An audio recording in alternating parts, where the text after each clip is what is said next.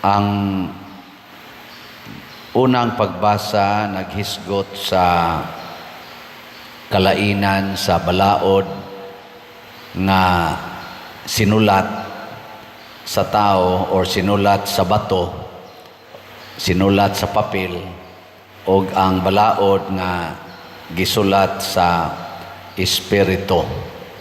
Ang ningon si San Pablo nga si Moises nga nagdala adtong balaod nga sinulat ni nahimong sulaw or suwaw ang iyang naong ning radjet ba ang kabalaan tungod sa iyang pagdala sa balaod nga sinulat nga nagdala man ganito kamatayon matud pang San Pablo. Pero ang sa Espiritu Santo kung boto hunaon mas suwaw pagyud unta. Pero kung atong pamalandungan nganong makatutok man ta sa tao nga nagsangyaw bahin sa New Testament kaysa tao nga sama atong Moises nga iyang tabunan ng iyang naong tungod kay ang mga tao moingon tabuni imong naong Moises kay suwaw kay tanawon.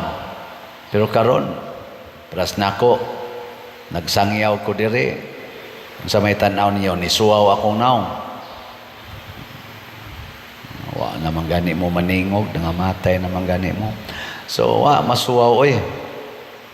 Unsa man dining kasuwaw nga pasabot ni San Pablo? Ang tinuod nga kasuwaw kanang espirituhanon sad. Ang kalag sa taong makasasala dili makaharong sa kamatuuran sa balaod sa espiritu. Sama anang sa una ingon sila ang tao nga nagsakpan nga nanapaw batuon hangtod mamatay. Mao na katong sinuwat, you shall not commit adultery. So ang buhaton sa mga tao sa una, maglikay lang yun nga dili masakpan. Basta di lang yun masakpan, okay na. Pranang ayaw pangawat. No, ayaw pangawat. Ang mangawat, patyon or putlans kamot. Basta di lang ka masakpan, ayos. Bisan hangtod karon mao man na ang atong balaod kana mga balaod nga sinuwat sama anang balaod sa drugas. O di lang ka masakpan, tago lang yun. Kinahanglan maayo lang yun ang atong pagkadil. Basta di lang masakpan. Nga naman, kay ang balaod manggod, gipatuman sa tao nga limitado ang iyang knowledge, limitado ang iyang presensya. Pero ang Espiritu Santo, kung mauna gani mohimog balaod, ang tanang lugar sa kalibutan iyang makita. Ang tanan nga tinaguan iyang mausisa. So why matago niya? Asa man siya mo kondem nato, dili dihas prisuhan nga kanang rihas, dili kanang pusas, or dili ta pusilon. Pero ang iyang tulisokog diretso ang konsensya. Mao bitaw na nga ang bana kon makasa sa iyang asawa, niya ang asawa wa kasakop, igabot niya sa ila, magsige pa siya halok-halok siyang asawa, good evening mami, good evening B, ang mga bibi na sila niya kiskis siya, niya gikan day siya siyang kabit, di kasakop dayon anang asawa.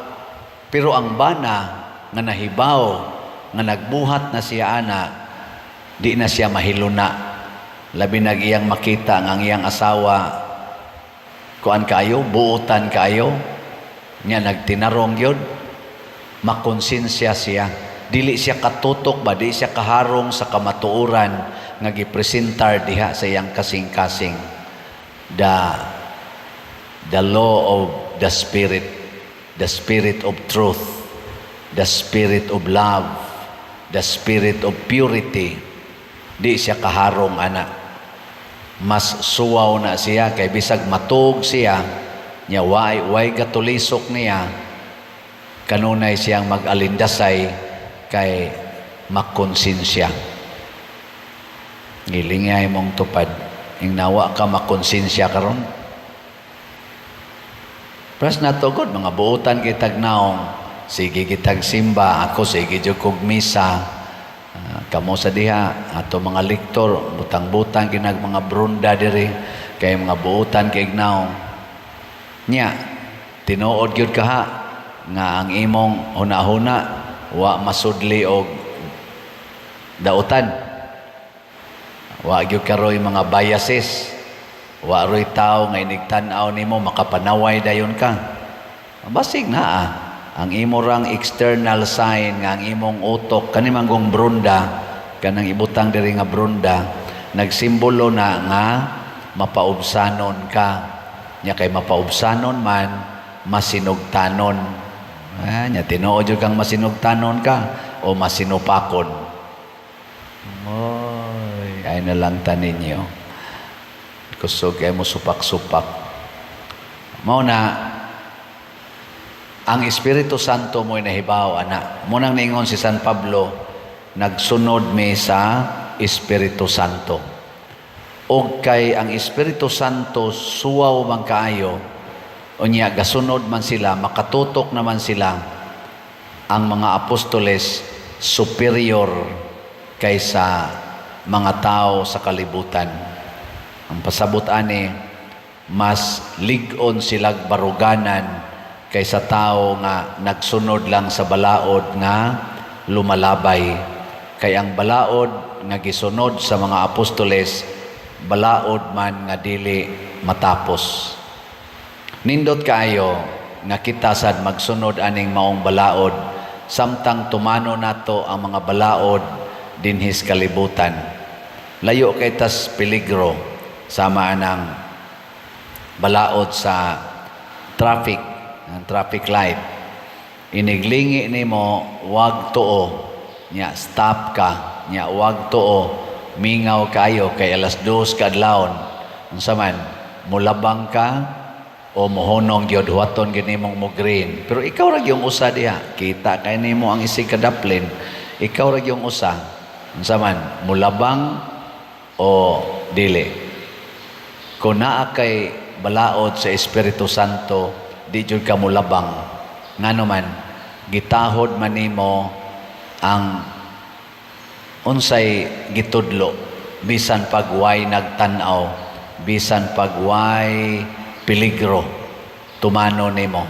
Dili lang panahon sa naay magtan-aw or namiligro kang madakpan, kung dili tungod kay niila ka sa balyo sa maong balaod, the Spirit of the law, nga para gid na sa kaayuhan. Usahay mura kag nganlag buang, pero imo gyung tumanon. Pareha tong driver bus taxi nga nabalita, no, nga naay attache case nga nahibilin sa iyang sakyanan. Nya wa gid niya hilabti, gihatod niya sa estasyonan. Sa dihang gitawag, pila toy soda to? 300,000. Ana, gihatag nga to. Nya tagaan siya og gamayng pahalipay, wa gid niya dawata kay giplitihan naman kuno siya. Obligasyon niya ang pag-uli unsa may nalimtan sa iyang pasahero.